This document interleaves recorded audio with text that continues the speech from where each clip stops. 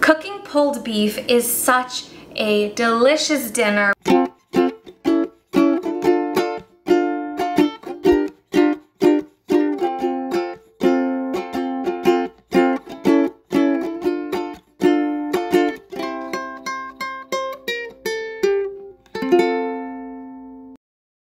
Show you my version of a pulled beef recipe using the flavor profile of lime and chili. And today I'm going to be using my cast iron Dutch oven, but any Dutch oven with a lid will work for this recipe.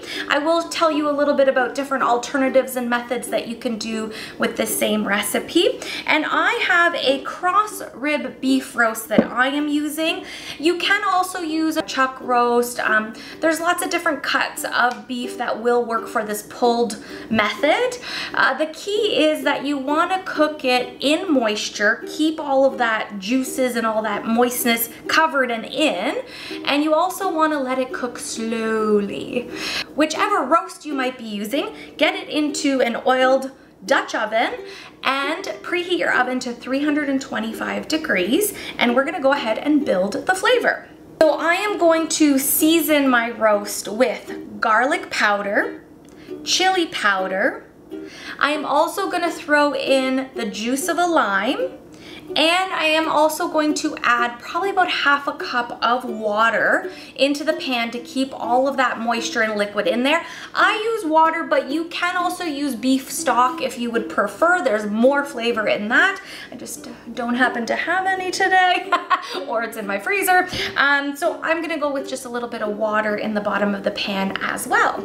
With the Dutch oven method, you're gonna leave it in the oven at 325 for about 3 hours. No need to touch it, no need to stir, mix, or do anything during those 3 hours, just leave it.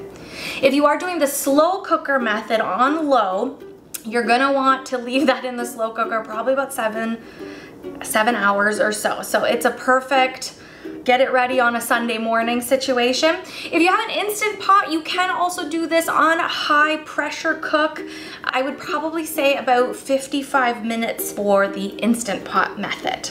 Once your beef roast is all cooked and ready, you're gonna take it out of the oven, and using simply 2 forks, you should be able to just start pulling all of that beef apart.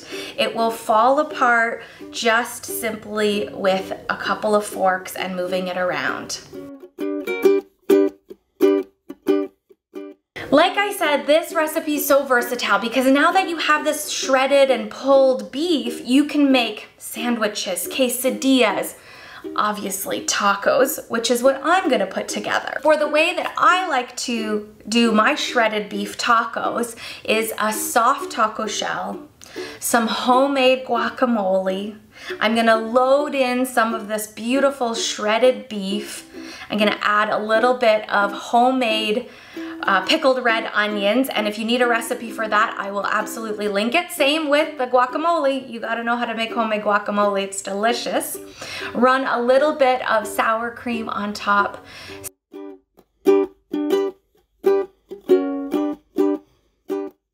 Squeeze some fresh lime juice, and you are ready for some delicious pulled beef tacos.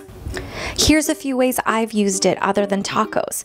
A rice bowl with all your favorite things, garlic mashed potatoes, corn, and that pulled beef on top, and even a very simple potato pulled beef with a balsamic salad. I really hope you enjoyed this really simple recipe that is going to just satisfy all of your taste buds. Give it a try at home. If you haven't yet, hit that subscribe button on The Silly Kitchen and come back for more recipes, tips, tricks, and lots of good fun.